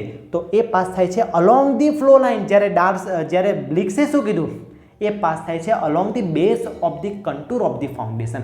ફાઉન્ડેશનનો જે પણ ટાઈપનો કન્ટુર હશે એના બેઝને ચીપકીને પાસ થશે. આ ચીપકીને પાસ થતા ફ્લોને આપણે ક્રીપ ફ્લોનું નામ આપ્યું બ્લિક્સે. ઓકે, આઈ થિંક પહેલું એઝમ્પશન ખબર પડી ગઈ. અને પહેલા એઝમ્પશનની લિમિટેશન પણ ખબર પડી ગઈ કે વોટર જે છે ક્યાંથી પાસ થશે. જુઓ, આ ફ્લોનેટ મેં ડ્રો કરેલી છે. આ ફ્લોનેટ ડ્રો કરેલી છે તો એ ફ્લોનેટની અંદર આ જે છે અહીંયા આપણે બતાવીએ, યલો કલરથી હું તમને બતાવું છું. આ બધી આપણી ફ્લો લાઇન છે. ઓકે, આ બધી ફ્લો લાઇન છે. આ જે છે એ બધી ઇક્વિપોટેન્શિયલ લાઇન છે. ઓકે, આ પહેલી લાઇન, સૌથી પહેલી ઇક્વિપોટેન્શિયલ લાઇન જ્યાં હેડ કેટલો છે? પૂરેપૂરો અવેલેબલ છે, એને 100% ઇક્વિપોટેન્શિયલ લાઇન કહેવામાં આવે. ઇન્ટરવ્યુનો ક્વેશ્ચન છે આ પણ. અને આ સાઈડ જ્યાં હેડ 0 થઈ જાય છે એને 0% ઇક્વિપોટેન્શિયલ લાઇન તરીકે ઓળખવામાં આવે. આ વસ્તુ આપણને ખબર છે. ઓકે, તો આ જે વોટર પાસ થયું કઈ રીતે પાસ થયું? તો જુઓ, અહીંયા હું યલો કલરથી તમને એરો કરીને બતાવું. છેલ્લી ફ્લો લાઇનની અંદર એ પાસ થાય છે along the flow line. Flow લાઇનને અલોંગ પાસ થશે. પણ ડાર્સીએ બ્લિક્સે શું કહી દીધું? બ્લિક્સે એમ કીધું કે આ વોટર જે છે પાસ થાય છે કઈ રીતે? ક્રીપ થઈને પાસ થાય છે. મતલબ કે વોટર કઈ રીતે પાસ થાય છે એ પહેલું એઝમ્પશન જ કોણે ખોટું લઈ લીધું? બ્લિક્સે ખોટું લઈ લીધું. તો અહીંયા દરેકે દરેક આખી થિયરી જે છે આ એઝમ્પશનના કારણે ખોટી પડે છે. કઈ રીતે ખોટી પડે છે એનું પણ ડિસ્કસ કરીએ થોડી વારમાં. પણ એના પહેલાં આપણે જોઈએ બીજા નંબરનું એઝમ્પશન. ચલો, આ એક નોટ યાદ રાખજો જેનું એનાલિસિસ માટે ઉપયોગ કરીશ. Length of the path travel by the water is termed as the creep length. એટલે કે બ્લિક્સની થિયરીમાં વોટર જે છે એ પાસ થાય છે બેઝમાંથી, એ જે ટોટલ પાથ ટ્રાવેલ કરશે લેન્થ એને આપણે ક્રીપ લેન્થ નામ આપશું. ક્રીપ લેન્થને હું અહીંયા LC થી નોટ કરીશ. ઓકે, ચલો હવે આપણે જોઈએ આપણું એઝમ્પશન નંબર 2. એઝમ્પશન નંબર 2 શું કહે છે? The loss of head is proportional to the creep length. બેટાઓ અહીંયા જુઓ, આ head loss is directly proportional to the creep length કીધું. પરંતુ ડાર્સીની થિયરી શું છે હેડ લોસ માટેની? Head loss is directly proportional to length of flow through the soil mass. આ કોની થિયરી છે? ડાર્સીની થિયરી છે. ઓકે, જે આપણે સોઇલ માસ માટે આપણે ફોલો કરીએ છીએ. પણ જે અહીંયા બ્લિક્સ શું કહે છે કે એ હેડ લોસ કોના પર ડિપેન્ડ કરે છે? ક્રીપ લેન્થ ઉપર. હવે તમે જ મને કહો, ક્રીપ એને સાચી ગણી છે? ના. કેમ? કારણ કે ક્રીપ તો જે ક્રીપની ડેફિનેશન આપી, વોટર જે પાસ થવાનું ક્રીપ થાય છે એમ કીધું, પણ રિયલમાં તો ક્રીપ થતી જ નથી. તો એ હેડલોસ જે છે એ ક્રીપ લેન્થને પ્રપોઝનલ છે એવું ચલો એક સમય માની પણ લઈએ. પણ અહીંયા આપણી પાસે ક્રીપ લેન્થ તો ખોટી છે. ક્રીપ લેન્થ ખોટી કેલ્ક્યુલેટ કરશું તો સ્વાભાવિક છે કે હેડલોસ કેલ્ક્યુલેટ ખોટો કરશું. હેડલોસ કેલ્ક્યુલેટ ખોટો કરશું તો આખી થિયરી પૂરી થઈ ગઈ. કારણ કે આપણે હેડલોસ તો હેડલોસ પૂરેપૂરો કરાવીને ડાઉનસ્ટ્રીમ સાઇડ પ્રેશર કેટલું કરાવડાવવાનું છે? 0 કરાવડાવવાનું છે. ત્યારે તો આપણું સ્ટ્રક્ચર સેફ રહેશે. તો અહીંયા બીજા નંબરના એઝમ્પશનની અંદર બ્લિક્સે શું કર્યું છે? હેડલોસની ખોટી ડિફાઇન કર્યો છે કે હેડલોસ જે છે કોનાથી ડાયરેક્ટલી પ્રોપોર્શનલ છે? ક્રીપ લેન્થના ડાયરેક્ટ પ્રોપોર્શનલ છે, જે વાસ્તવમાં રોંગ છે. વાસ્તવમાં શું હતું? હેડલોસ જે છે એ ડાયરેક્ટલી પ્રોપોર્શનલ છે લેન્થ ઓફ ફ્લો. અને લેન્થ ઓફ ફ્લો ક્યાંથી મળે બેટા? તો લેન્થ ઓફ ફ્લો મળશે તમને સ્ટ્રીમ લાઇનથી. સ્ટ્રીમ લાઇન ક્યાં આવે? ફ્લો નેટમાં આવે. એટલે આ શું, આઈ થિંક આ પણ તમને ક્લિયર થઈ ગયું. હવે assumption number 3, there is the no distinction between the horizontal and vertical creep. ફરીથી બ્લિક્સે શું કીધું? હોરિઝોન્ટલ ક્રીપ અને વર્ટિકલ ક્રીપ સેમ છે. ઇટ મીન્સ કે હોરિઝોન્ટલ ક્રીપ જેટલો હેડ લોસ કરાવશે એટલો હેડ લોસ કોણ કરાવશે બેટા? વર્ટિકલ ક્રીપ કરાવશે. એવું કોણ કહે છે? બ્લિક્સ કહે છે. બટ રિયલમાં શું છે? વર્ટિકલ ક્રીપ મોર એફિશિયન્ટ છે કોના કરતાં? હોરિઝોન્ટલ ક્રીપ કરતાં. અહીંયા ફરીથી એક વખત તમારે એકદમ કોન્સેપ્ટ આ વસ્તુ તમે બધાએ ગોખીને જ બેઠા છો અત્યાર સુધી. ઓકે, ચલો શું થાય છે? વર્ટિકલ ક્રીપ કઈ રીતે ઇમ્પોર્ટન્ટ છે? ચલો એક કન્ડિશન વિચારો. આ કન્ડિશન જેને હું એક અપસ્ટ્રીમ સીટ પાઇલ પ્રોવાઈડ કરી નાખું, એક ડાઉનસ્ટ્રીમ સીટ પાઇલ પ્રોવાઈડ કરી નાખું. હવે આપણે ક્રીપ જ બતાવીએ છીએ, લેન્થ ઓફ ફ્લો. ચલો લેન્થ ઓફ ફ્લો બતાવવો હોય મારે તો આવી રીતે બતાવવો પડે, રિયલમાં આવી રીતે ફ્લો થશે. ઓકે, પણ આપણે અહીંયા કોની થિયરી ભણીએ છીએ? બ્લિક્સની થિયરી ભણીએ છીએ. બ્લિક્સ થિયરી પ્રમાણે શું હતું? એના બેઝને ફોલો કરશે, તો બેઝને ફોલો કરતી મેં ક્રીપ લેન્થ બતાવી નાખી, ક્રીપ ફ્લો બતાવી કાઢ્યો. ચલો આ આપણે ક્રીપ થઈને વોટર બહાર નીકળ્યું. ઓકે, તો રિયલ કન્ડિશન અને હાઇપોથેટિકલ કન્ડિશન બંને તમારી સામે ફિગરમાં આપણે બતાવી લઈએ. ઓકે, હવે આ જે છે મારી વર્ટિકલ ક્રીપ છે, આ જે છે મારી હોરિઝોન્ટલ ક્રીપ છે. ઓકે, હવે અલગ શું છે? તો તમે વિચારો કે હોરિઝોન્ટલી આ વોટર પાસ થાય છે, આ હોરિઝોન્ટલ ક્રીપ, આમાંથી વોટર પાસ થઈ ગયું. અને એક કન્ડિશન એવી છે કે જેની અંદર વર્ટિકલી વોટર પાસ થાય છે, અને આપણે આ સેક્શન ઉપર વિચારીએ છીએ એવું સમજી લો. ઓકે, તો હવે આ વર્ટિકલ જે છે વોટર, એની ઉપર શું છે? ટોટલ હેડ રહેલો છે. ટોટલ હેડ રહેલો છે મીન્સ કે અહીંયાથી વોટર જ્યારે એન્ટર થાય છે ત્યારે એ એના નીચેના સોઇલના પાર્ટિકલને શું કરે છે? કોમ્પ્રેસ્ડ કરે છે. શું કરે છે? કોમ્પ્રેસ્ડ કરે છે. કોઈ પણ સોઇલનો પાર્ટિકલ કોમ્પ્રેસ થાય એટલે એ શું થઈ જાય? એકબીજાના ક્લોઝ આવી જાય. એકબીજાના ક્લોઝ આવે એનો મતલબ શું? કે એની અંદરના વોઇડ્સ જે છે એ નાના થતા જાય, અથવા એની અંદરના વોઇડ્સ જે છે એ રહે જ નહીં. ઓકે, તો જ્યારે પણ વોટર જે છે એ વર્ટિકલ ડાયરેક્શનની અંદર મૂવ થાય છે એ વખતે સોઇલ પાર્ટિકલ્સ એકબીજાના ક્લોઝર કોન્ટેક્ટમાં આવે છે. ક્લોઝર કોન્ટેક્ટમાં આવે એટલે એનો કોન્ટેક્ટ એરિયા વધે. કોન્ટેક્ટ એરિયા વધે એટલે એનો ઇફેક્ટિવ સ્ટ્રેસ વધે. ઇફેક્ટિવ સ્ટ્રેસ વધે એટલે એની પરમિએબિલિટી જે છે એ ઘટવા માંડે છે બેટાઓ. ઓકે, પરમિએબિલિટી ઘટે એટલે વોટર જે છે એને પાસ થવા માટે વધારે એનર્જી પાસ કરવી પડે. ઓકે, ચલો એક વ્યક્તિ છે કે જે અહીંયા 10 kgનો છે, એને તમારે ધક્કો મારવાનો છે, અને બીજો વ્યક્તિ જે છે એને 50 kg વાળો છે, એને ધક્કો મારવાનો છે, તો તમારે કઈ જગ્યાએ એનર્જી વધારે લોસ કરાવી થશે તમારી? તો સ્વાભાવિક છે 50 kgમાં જ તમારી એનર્જી વધારે લોસ થશે. તો એક સોઇલ એવી છે કે જે એકદમ લૂઝ છે, જે આપણી હોરિઝોન્ટલ ક્રીપમાં જોવા મળે છે, અને બીજી એવી છે કે જે પોતાના વોટરના વેઇટના કારણે એકબીજાના ક્લોઝર ટચમાં આવી ગઈ છે. બરાબર, તો આની ઇફેક્ટિવ સ્ટ્રેસ, આની સ્ટ્રેન્થ વધારે છે, તો વોટરનો જે પણ હેડ છે કઈ જગ્યાએ લોસ થશે વધારે? તો એ વર્ટિકલ ડાયરેક્શનમાં વધારે લોસ થશે. સમજો છો તમે આ વસ્તુ? તો જ્યારે બ્લિક્સે શું કીધું બેટાઓ? તો બ્લિક્સ તો એમ કહે છે કે there is no distinction between horizontal and vertical creep, but એ રિયલમાં ખોટું છે. રિયલમાં ખોટું છે. કેમ? કારણ કે vertical creep is much more effective than horizontal creep in real condition. સમજો છો? આ અહીંયા 3 એઝમ્પશન લીધા, 3 એઝમ્પશન બ્લિક્સના ખોટા પડે છે. ઓકે, હવે તમે સમજી શકશો કે બ્લિક્સની થિયરી મોડિફાઈડ કેમ કરવી પડી. બ્લિક્સના યમુના નદી ઉપર બનાવવામાં આવેલા દરેકે દરેક વિયર બેરેજ ફેલ થયા છે ભૂતકાળમાં. કેમ ફેલ થયા? તો આ કારણથી ફેલ થયા છે. સમજો છો તમે? હવે આગળ જઈએ આપણે કે એકચ્યુઅલી હેડ લોસ કઈ રીતે થાય છે. તો અહીંયા હવે આપણે મેથેમેટિકલ એનાલિસિસ કરીએ. કોનું? બ્લિક્સ ક્રીપ થિયરીનું. મિત્રો વિડીયો લાંબો થાય છે, બટ લાંબો વિડીયોની અંદર તમારી પાસે કન્ટેન્ટ બહુ પાવરફુલ છે. બરાબર, અત્યાર સુધી તમે બ્લિક્સ ક્રીપ થિયરી એ તમને ગોખાવડાવવામાં જ આવતી હતી, બટ તમે આજે રિયલ એનો કોન્સેપ્ટ સમજો છો. ઓકે, હવે અહીંયા જુઓ, હું વોટરને ક્રીપ કરાવડાવું છું. ચલો અહીંયાથી મારું વોટર એન્ટર થયું તો ક્રીપ થશે આ રીતે, અહીંયાથી પાસ થશે, ફરીથી ઉપર તરફ જશે. હોરિઝોન્ટલ ફ્લોર આવ્યો તો હોરિઝોન્ટલ જશે, ફરીથી વર્ટિકલ ફ્લોર આવ્યો તો વર્ટિકલ જશે, અપર ડાયરેક્શનમાં જશે, હોરિઝોન્ટલ જશે. એ જ રીતે લાસ્ટમાં શું થશે? એ બહાર નીકળી જશે. ઓકે, આ દરમિયાન એક અપસ્ટ્રીમ સીટ પાઇલ છે, એક ઇન્ટરમીડિયેટ સીટ પાઇલ છે, અને એક ડાઉનસ્ટ્રીમ સીટ પાઇલ છે. 3 સીટ પાઇલનું મેં અહીંયા એનાલિસિસ માટે યુઝ કર્યો છે. હવે આ થોડું કોન્સેપ્ચ્યુઅલ છે. ઓકે, એટલે તમારે થોડું સમજવામાં ધ્યાનથી સમજવું પડશે. ઓકે, તો પહેલી સીટ પાઇલની ડેપ્થ D1 છે, બીજી સીટ પાઇલની ડેપ્થ D2 છે, ત્રીજી સીટ પાઇલની ડેપ્થ D3 છે, અને એ બે વચ્ચેની સ્પેસ અહીંયા B1 છે ને અહીંયા B2 છે. આટલું તમને ફિગરમાં ખબર પડી. ઓકે, આ જે છે એ મારું હાઇડ્રોલિક સ્ટ્રક્ચર છે. વિયર સમજી લો, બેરેજ સમજી લો, કે કોઈ પણ હાઇડ્રોલિક સ્ટ્રક્ચર સમજી લો. ઓકે, તો શું થાય છે કે અહીંયા મારે હેડ લોસ કેલ્ક્યુલેટ કરવો છે. તો હવે તમને ખબર છે બેટાઓ કે શરૂઆતની અંદર મારો હેડ કેટલો છે? તો શરૂઆતની અંદર મારો હેડ જે છે એ ટોટલ હેડ છે. હવે આ હેડ જે છે એ વોટર અપસ્ટ્રીમથી ડાઉનસ્ટ્રીમ તરફ જશે એ હેડ વધશે કે ઘટશે? તો સ્વાભાવિક છે કે ઘટશે, અને એ આપણે 0 કરાવડાવવાનો છે અથવા એકદમ મિનિમમ કરાવવાનો છે, જેના કારણે એ હેડની વેલ્યુ આપણા સોઇલ પાર્ટિકલના વેટ કરતાં ઘટી જાય એટલો કરાવડાવવાનો છે. ઓકે, એના માટે જ આપણે લેન્થ ઓફ ફ્લો જે છે એ આ સીટ પાઇલ વોલ પ્રોવાઈડ કરીને આટલો બધો વધારી દીધો છે.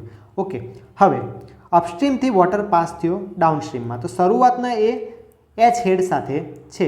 હવે શું થાય છે, અહીંયા એનો હેડ જે છે એ મેક્સિમમ છે. અહીંયાથી જુઓ, વર્ટિકલ ડાયરેક્શનની અંદર વોટર પાસ થયું, અને મેં તમને કીધું એ પ્રમાણે કે વર્ટિકલ ડાયરેક્શનની અંદર જે ક્રીપ થાય છે મચ મોર ઇફેક્ટિવ છે. એટલે અચાનક જ જુઓ એની અંદર આટલું બધો પ્રેશર ડ્રોપ જોવા મળ્યો. શું થયું? આટલો બધો પ્રેશર ડ્રોપ જોવા મળ્યો, કારણ કે વર્ટિકલ ડાયરેક્શનની અંદર મેક્સિમમ હેડ લોસ થાય. ઓકે, હવે આ વોટર પાસ થયું ક્યાં? હોરિઝોન્ટલ ડાયરેક્શનમાં. હોરિઝોન્ટલ ડાયરેક્શનમાં અહીંયા B1 લેન્થ પાસ કરે છે.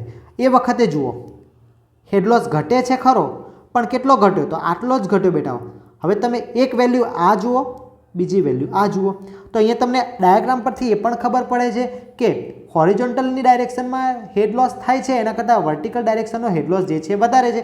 ફરીથી આ પોઈન્ટ ઉપર આવી ગયા, તો અહીંયા ફરીથી વર્ટિકલ ડાયરેક્શનમાં હેડ લોસ થયો, તો એ વધારે થયો. ફરીથી હોરિઝોન્ટલમાં થયો, તો એ અહીંયા ઓછો થયો. ફરીથી વર્ટિકલમાં, અને વર્ટિકલમાં જ્યારે અહીંયાથી બહાર આવશે ત્યારે આ હેડ લોસ જે છે ટોટલ એચ હતો એ અહીંયા એચથી આવતા 0 થઈ જશે અથવા મિનિમમ થઈ જશે. અને એ વખતે આ વોટર જે છે એ આઉટસાઇડમાંથી બહાર નીકળી ગયો છે ડાઉનસ્ટ્રીમ સાઇડથી. ઓકે, તો આ હેડ લોસ થયો. હવે આ હેડ લોસને કેલ્ક્યુલેટ કઈ રીતે કરાય? આ હેડ લોસને કેલ્ક્યુલેટેડ આ રીતે કરાય કે ક્રીપ લેન્થ જે છે, ટોટલ ક્રીપ લેન્થ કેટલી થશે? તો જુઓ, ટોટલ ક્રીપ લેન્થ થશે મારી અહીંયાથી એક વખત D1, આ બાજુ ફરીથી નીચે આવે છે વોટર, પછી ઉપર જશે એટલે અહીંયાથી 2 ટાઈમ D1, પછી અહીંયાથી હોરિઝોન્ટલ ડાયરેક્શનમાં મૂવ થશે એટલે અહીંયા B1, અહીંયાથી B1, ફરીથી અહીંયા D2 નીચે આવશે, D2 ઉપર જશે એટલે 2 ટાઈમ D2, ફરીથી અહીંયા B2 પાસ થશે તો અહીંયા B2, અને અહીંયા થઈ જશે 2 ટાઈમ D3. આટલી ટોટલ ક્રીપ લેન્થ મળે છે મને. ઓકે, હવે હાઇડ્રોલિક ગ્રેડિયન્ટ એટલે શું? તો hydraulic head loss upon length of flow. પણ અહીંયા આપણી પાસે લેન્થ ઓફ ફ્લો નથી, આપણી થિયરીમાં લેન્થ ઓફ ફ્લો નથી, પણ શું છે? ક્રીપ લેન્થ છે. ઇટ મીન્સ કે અહીંયાથી મારે હાઇડ્રોલિક ગ્રેડિયન્ટ હું ફાઇન્ડ કરી શકું. બરાબર. હવે આ હાઇડ્રોલિક ગ્રેડિયન્ટના ઇક્વેશન પરથી મારે હાઇડ્રોલિક હેડ લોસ ફાઇન્ડ કરવો હોય તો કઈ રીતે કરી શકું? તો hydraulic head loss is equal to hydraulic gradient into length of flow અથવા તો ક્રીપ લેન્થ. ઓકે, હવે શરૂઆતમાં હેડ એચ છે, તો મારે કોઈ પણ પોઈન્ટ ઉપર મારે હેડ ફાઇન્ડ કરવો હોય તો શું કરવું પડશે? જે ટોટલ હેડ હશે એમાંથી કેટલો હેડ લોસ થયો એ પોઈન્ટ ઉપર, head loss at particular point, એ મારે એનામાંથી માઇનસ કરવું પડે, સબટ્રેક્ટ કરવું પડે. તો સપોઝ કે કોઈક પોઈન્ટ હું અહીંયા લઉં છું P. જોજો, એ P પોઈન્ટને હું અહીંયા યલો કલરની ફિગર છે એટલે હું એ રેડ કલરથી બતાવું છું. આ મારો પોઈન્ટ છે P. ઓકે, અને એ અહીંયાથી એક્સ લેન્થ ઉપર છે. ઓકે, હવે એ વેલ્યુ મારે કેલ્ક્યુલેટ કરવી પડે તો પહેલાં મારે શું કરવું પડશે કે ભાઈ ટોટલ હેડ આટલો હતો એચ, એમાંથી કેટલો બાદ કરવો પડશે કે હેડ લોસ કેટલો થયો એ બાદ કરવો પડશે. તો ચલો, આ P પોઈન્ટ ઉપર વોટરને પહોંચવું છે તો એ કેટલું વોટર ટ્રાવેલ થશે? જુઓ અહીંયા હું રેડ કલર કરીને બતાવું. આ D1, આ બીજી વખત D1 એટલે 2D1 પ્લસ આટલે સુધી કોઈક એક્સ ડિસ્ટન્સ. ઓકે, તો એ 2D1 plus x distance fine ચાલશે, અને એને હાઇડ્રોલિક ગ્રેડિયન્ટથી હું મલ્ટીપ્લાય કરી નાખું તો એ મને હેડ લોસ ક્યાં સુધીનો મળશે? P પોઈન્ટ સુધી પહોંચવાનો મળશે મને. તો ટોટલ હેડમાંથી હું હેડ લોસ એટ P બાદ કરી નાખું તો મને શું મળશે? અવેલેબલ હેડ મળશે. શું મળશે મને? અવેલેબલ હેડ મળશે. તો એક કોન્સેપ્ટ ઉપર મેં અહીંયા હેડ લોસ કઈ રીતે ફાઇન્ડ કરાય એ તમને શીખવાડ્યું, અને અવેલેબલ હેડ કઈ રીતે ફાઇન્ડ કરી શકાય એ શીખવાડ્યું. આના ઢગલો MCQ ESEની અંદર આપેલા છે, તો હવે આઈ થિંક તમે સોલ્વ કરી શકશો. ઓકે, તો ચલો, આ પોઈન્ટ ઉપર કેટલો હેડ લોસ થશે? તો આ પોઈન્ટ ઉપર હેડ લોસ કેલ્ક્યુલેટ કરવો પડે તો મારે હાઇડ્રોલિક ગ્રેડિયન્ટને મલ્ટીપ્લાય કરવો પડે. કોનાથી? તો કેટલું ડિસ્ટન્સ સ્ટાર્ટ થયું? તો અહીંયા એ D1 નીચે તરફ, D1 ઉપર તરફ. ઇટ મીન્સ કે 2 ટાઈમ D1 ડિસ્ટન્સ જે છે એ ચાલે છે. તો I ઇન્ટુ 2D1 એટલે કે મને આ પહેલા પોઈન્ટ, સપોઝ કે આ પોઈન્ટને હું નામ આપી દઉં છું A, અને બહારના પોઈન્ટ એટલે કે ડાઉનસ્ટ્રીમ પોઈન્ટને હું B આપી દઉં, તો અહીંયા I ઇન્ટુ 2D1 જેટલો હેડ લોસ થયેલો જોવા મળશે. ઓકે, ચલો, હવે વોટર હોરિઝોન્ટલ પાસ થાય છે તો એ કેટલું થયું? I into B1 head loss pass થશે. હાઇડ્રોલિક ગ્રેડિયન્ટ અને જેટલી પણ લેન્થ ટ્રાવેલ કરે એનો મલ્ટિપ્લિકેશન એટલે હેડ લોસ મળે મને. ઓકે, તો આ I ઇન્ટુ B1 મળશે. અહીંયા ફરીથી નીચેની ડાયરેક્શનમાં આવ્યો, વર્ટિકલ ડાયરેક્શનમાં, તો આ થશે I ઇન્ટુ 2 ટાઈમ D2, એ જ રીતે I ઇન્ટુ B2, અને આ લાસ્ટમાં જે તમારો હેડ થશે I ઇન્ટુ 2 ટાઈમ D3, અને આ ટોટલ હેડનું તમે કેલ્ક્યુલેટ કરશો જે 0 થી લઈને h સુધીનો હતો એ તમારો ટોટલ હેડ. તો આ જે છે એ તમારો હેડ લોસ ડિસ્ટ્રીબ્યુશન ડાયાગ્રામ છે. શું છે? Head loss distribution diagram. જો તમારા ઇન્ટરવ્યૂની અંદર કોઈક સારા એવા ટેકનિકલ ફેકલ્ટીઝ આવી ગયા તો તમને head loss distribution diagram draw કરવા કહી શકે છે, એટલા માટે મેં આ વસ્તુ તમને શીખવાડી. બરાબર. હવે આ વસ્તુ કોન્સેપ્ચ્યુઅલ છે. જો તમે પહેલાંથી ગોખવાની ટેવ રાખી હશે તો કદાચ તમને આ ના પણ ખબર પડે. જો તમે કોઈ જગ્યાએ ભણો છો ત્યાં તમને બધી જ વસ્તુ ખબર પડે છે, ઇટ મીન્સ કે તમે લો લેવલનું ભણો છો. બરાબર. અહીંયા જો તમને ઇનકેસ નથી ખબર પડી તો તમે વિડીયો ફરીથી જુઓ અને તમને આઈડિયા આવી જશે. કારણ કે civil engineering that is not easy. Civil engineering easy નથી. તમે ઇઝી લેવલનું ભણો છો એટલે તમને ઇઝી લાગે છે. ઓકે, ચલો. હવે બ્લિક્સે શું કર્યું છે? હવે બ્લિક્સે પોતાની રીતે થિયરી આપી છે, તો બ્લિક્સે એના ફેલિયરને અટકાવવું પણ પડે.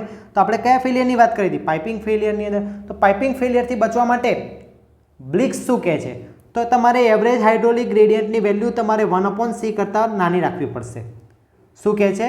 એવરેજ હાઇડ્રોલિક ગ્રેડિયન્ટની વેલ્યુ 1/c કરતાં નાની રાખવી પડશે. આવું કોણ કહે છે બેટા? બ્લિક્સ કહે છે. ઓકે, હવે હાઇડ્રોલિક ગ્રેડિયન્ટ એટલે શું? હેડ લોસ પર ક્રીપ લેન્થ. એની વેલ્યુ કોનાથી નાની રાખો? 1/c કરતાં નાની રાખો. ઓકે, આના પરથી તમને શું મળશે કે એવરેજ હાઇડ્રોલિક ગ્રેડિયન્ટ આપણે કેટલો રાખવો. ઓકે, હવે આ C શું છે? તો C છે બ્લિક્સ કોફિશિયન્ટ, LC શું છે? ક્રીપ લેન્થ, અને H શું છે? ટોટલ સીપેજ હેડ. પરંતુ મિત્રો અહીંયા ફરીથી બ્લિક્સની આપણે લિમિટેશન યાદ આવી જાય કે અહીંયા ક્રીપ લેન્થ તો ખોટી ગણી છે. બ્લિક્સે ક્રીપ લેન્થ ખોટી ગણી છે, તો એમણે શું કીધું છે? ટુ પ્રિવેન્ટ ધ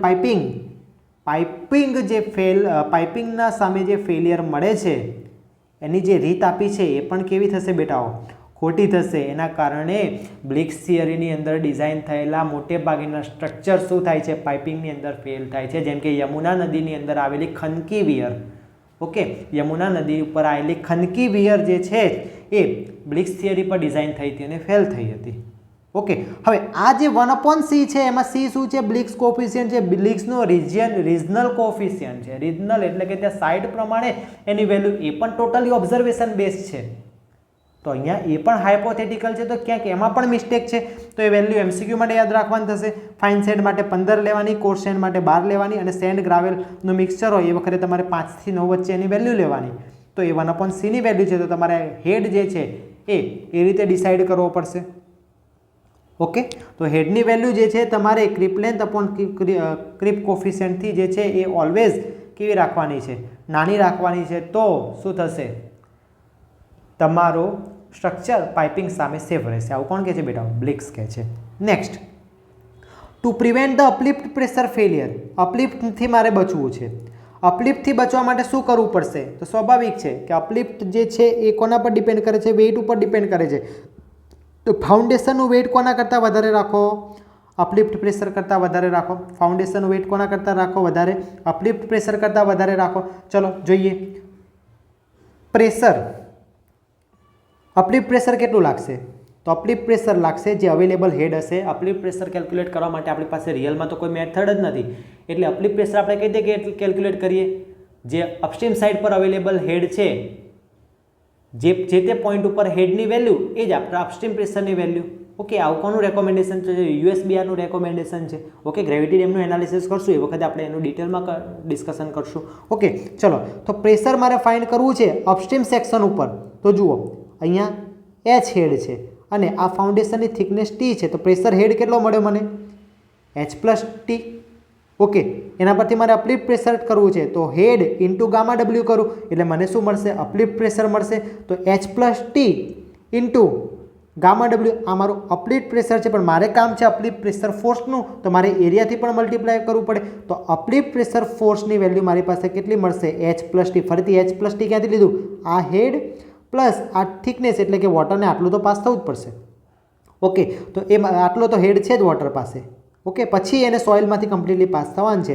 તો એ H+T ઇન્ટુ ગામા W, આ મને પ્રેશર મળ્યું, એને હું પ્રેશરને એરિયાથી મલ્ટીપ્લાય કરું એટલે મને શું મળશે?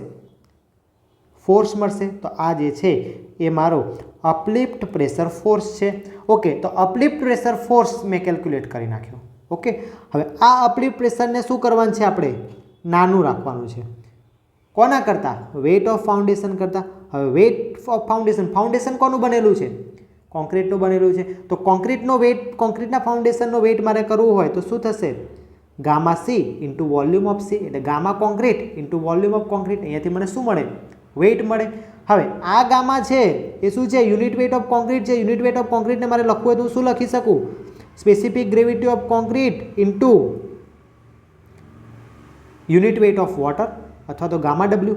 અને આ વોલ્યુમ ઓફ કોન્ક્રીટ છે. વોલ્યુમ એટલે શું થાય? Area into thickness. તો આ થઈ જશે એરિયા ઇન્ટુ થિકનેસ. એને કોના કરતાં નાનું રાખવાનું છે? સોરી, કોના કરતાં મોટું રાખવાનું છે? અપલિફ્ટ પ્રેશર ફોર્સ કરતાં. એ મેં હમણાં તમને કેલ્ક્યુલેટ કરીને આપ્યો. તો H plus T into gamma W into A કરતાં મારે મોટું રાખવાનું છે. ઓકે, હવે શું થાય છે સમજો. અહીંયાથી કેન્સલ આઉટ થઈ જશે. શું કેન્સલ આઉટ થશે? એક એ કેન્સલ થશે, એક ગામા ડબલ્યુ કેન્સલ થશે. તો શું બચશે મારી પાસે? આ સાઈડથી બચશે GC into T is greater than H plus T. ચલો હું ટી વાળાને એક સાઈડ લઈ લઉં તો અહીંયાથી ટી કોમન નીકળી જશે અને શું થઈ જશે? જીસી -1 અને ટીની વેલ્યુ મળશે મને આટલી. તો જે મારો ફ્લોરની થિકનેસ છે એ આની વેલ્યુ કરતાં હું મોટી રાખીશ તો એકોર્ડિંગ ટુ બ્લિક્સ શું થશે? અપલિફ્ટ ફેલિયર નહીં થાય. અપલિફ્ટ ફેલિયર નહીં થાય એવું કહે છે. ઓકે, હજુ સેફટી માટે બ્લિક્સ એમ કહે છે કે તમે ફેક્ટર ઓફ સેફટી લઈ લો. કેટલી બેટા? 4/3. તો ડિઝાઇન થિકનેસ તમને કેટલી મળશે? 4/3 એચ અપોન જીસી -1. તો આટલી તમે ડિઝાઇન થિકનેસ રાખશો તો તમે સેફ થશો. કોની against? Safe against uplift. Safe against uplift. Okay, તો અપલિફ્ટની સામે તમે કેવા થઈ જશો? સેફ થઈ જશો. તો આ બે થિયરી હતી જેમાં બ્લિક્સે શું કીધું કે તમે આ રીતે સેફ પણ રહી શકશો પાઇપિંગના કારણે. બરાબર. તો આપણે શું જોયું અત્યાર સુધી? બ્લિક્સના એઝમ્પશન જોયા અને બ્લિક્સની ફેલિયરની રેમિડીઝ જોઈ. હવે બ્લિક્સની થિયરીમાં જે લિમિટેશન છે, ઓલરેડી મેં લિમિટેશન તમને બધી કરી દીધી પણ મારે એને હજુ સમજાવવી છે ડિટેલમાં. ચલો, પહેલી લિમિટેશન તો વર્ટિકલ ક્રીપ એન્ડ હોરિઝોન્ટલ ક્રીપમાં કોઈ જ ડિફરન્સ નથી. ગુજરાતીમાં લખીને આપ્યું છે કારણ કે ઇન્ટરવ્યૂમાં મેક્સિમમ પૂછે છે. વર્ટિકલ ક્રીપ અને હોરિઝોન્ટલ ક્રીપમાં કોઈ જ ડિફરન્સ નથી. Head loss is directly proportional to creep length. પણ રિયલમાં શું હતું? હેડ લોસ ડાયરેક્ટલી પ્રોપોર્શનલ છે કોના કરતાં? લેન્થ ઓફ ફ્લોના કમ્પેરમાં. ઓકે, એવું કોણે કીધું હતું? ડાર્સીએ કીધું હતું. તો અહીંયા બે લિમિટેશન આપણે સમજેલા જ છીએ. Bligh does not observed any difference between, most important જે આપણે સમજાવવાની બાકી છે, outer and inner face of sheet pile. બ્લિક્સે શું કર્યું છે બેટાઓ? આઉટર ફેસ અને ઇનર ફેસમાંથી કોણ ઇફેક્ટિવ છે એ સમજાવ્યું નથી. હવે જે આખી થિયરી આપણા વિડીયોમાંથી સમજ્યું હશે એને ખબર પડી ગઈ હશે કે આઉટર ફેસ વધારે ઇમ્પોર્ટન્સ છે કે ઇનર ફેસ વધારે ઇમ્પોર્ટન્સ છે. ચલો મનમાં ને મનમાં જવાબ આપી દો બેટાઓ. હું ત્યાં સુધી આ સાફ કરી દઉં કે હેડ લોસ કરાવવા માટે કોણ વધારે ઇમ્પોર્ટન્સ હશે? આઉટર ફેસ વધારે ઇમ્પોર્ટન્સ હશે કે ઇનર ફેસ વધારે ઇમ્પોર્ટન્સ હશે? ઓકે, હવે આપણે સમજીએ. આ છે ફ્લોર મારો, આ છે મારું હાઇડ્રોલિક સ્ટ્રક્ચર, આ અપસ્ટ્રીમ સીટ પાઇલ છે, આ ડાઉનસ્ટ્રીમ સીટ પાઇલ છે. ઓકે, હવે બ્લિક્સે શું કીધું હતું? વોટર ક્રીપ થશે.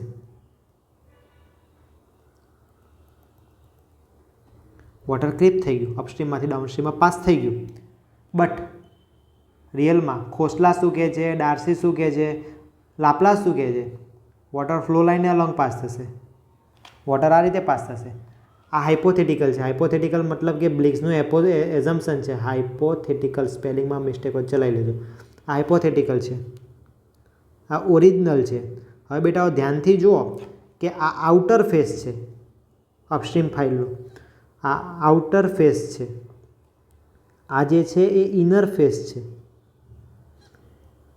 અહીંયા આ ઇનર ફેસ છે અને આ આઉટર ફેસ છે. હવે બ્લિક્સને શું લાગ્યું કે વોટર ક્રીપ થાય છે, એટલે એકોર્ડિંગ ટુ બ્લિક્સ વોટર તો અહીંયા પણ પાસ થાય છે અને અહીંયા પણ પાસ થાય છે. એટલે એમણે કીધું કે ભાઈ આઉટર ફેસ અને ઇનર ફેસ ઓફ જે પાઇલ છે, સીટ પાઇલ છે એ સેમ છે કે જ, કારણ કે એમનું એઝમ્પશન હતું એમના અનુલક્ષીને ફ્લો એ રીતે થતો હતો. બટ રિયલ કન્ડિશન જ્યારે ખોસલાએ ચેક કરી બેટાઓ ત્યારે ખબર પડી કે બ્લિક્સની આ ભૂલ હતી. કે જુઓ અહીંયાથી જ્યારે વોટર પાસ થાય છે ત્યારે એના ઇનર ફેસમાં તો ક્યાંક ટચમાં જ નથી આવતો, તો ઇનર ફેસ છે એનું કોઈ ઇમ્પોર્ટન્સ જ નથી રહેતું. સમજો છો? એટલે આઉટર ફેસ જે છે એ મચ મોર ઇફેક્ટિવ છે ઇનર ફેસમાં, એવું રિયલ એઝમ્પશન હોવું જોઈતું અથવા રિયલ એમની થિયરી હોવી જોઈતી હતી. બટ એમને શું કીધું? There is a no distinction between outer face and inner face of the sheet pile. Okay, તો આઉટર ફેસ અને ઇનર ફેસ ઓફ સીટ પાઇલમાં કોઈ જ મેજર ડિફરન્સ નથી, પરંતુ હવે આપણને ખબર પડશે કે આઉટર ફેસ જ જે છે એ ઇમ્પોર્ટન્ટ છે. ઓકે, તો આ હતું તમારું ત્રીજા નંબરનું એઝમ્પશન. ચોથા નંબરનું એઝમ્પશન ફરીથી અહીંયા technical concept, intermediate sheet pile. Intermediate sheet pile તો જ ઇફેક્ટિવ રહેશે જો એની length upstream and downstream sheet pile કરતાં વધુ હશે. ઇન્ટરમીડિયેટ સીટ પાઇલ તો જ ઇફેક્ટિવ રહેશે જો એની લેન્થ અપસ્ટ્રીમ અથવા ડાઉનસ્ટ્રીમ સીટ પાઇલ કરતાં વધુ રહેશે. ફરીથી જેને થિયરી સમજી છે એ લોકો કમ્પ્લીટ સમજી શકશે કે અહીંયા શું કહેવા માગું છું. ચલો, આ મારી અપસ્ટ્રીમ સીટ પાઇલ છે, આ મારી ડાઉનસ્ટ્રીમ સીટ પાઇલ છે. ઓકે, અને આ મારી ઇન્ટરમીડિયેટ સીટ પાઇલ છે. પહેલી કન્ડિશન કે જેની અંદર અપસ્ટ્રીમ સીટ પાઇલ અને ડાઉનસ્ટ્રીમ સીટ પાઇલ કરતાં ઇન્ટરમીડિયેટ સીટ પાઇલની જે ડેપ્થ છે મેં ઓછી રાખી છે. ચલો, હવે બ્લિક્સને કેમ પ્રોબ્લેમ ના લાગ્યો? ફરીથી એ જ રીઝન કે બ્લિક્સની અનુલક્ષીને વોટર શું થતું હતું? ક્રીપ થતું હતું. એટલે કે વોટર અહીંયાથી પાસ થશે, અહીંયાથી પાસ થશે અને વોટર ક્રીપ કરાવશે. આપણે તો લેન્થ ઓફ ફ્લો જ વધારવાનો છે, ગમે તે રીતે લેન્થ ઓફ ફ્લો વધશે એટલે હેડ ઘટશે, હેડ ઘટશે એટલે અહીંયા હેડ 0 થઈ જશે ડાઉનસ્ટ્રીમમાં. એટલે આપણું કામ થઈ ગયું, એવું બ્લિક્સનું માનવું હતું. પણ રિયલમાં શું થાય છે? રિયલમાં ફરીથી આ રિયલ કન્ડિશન,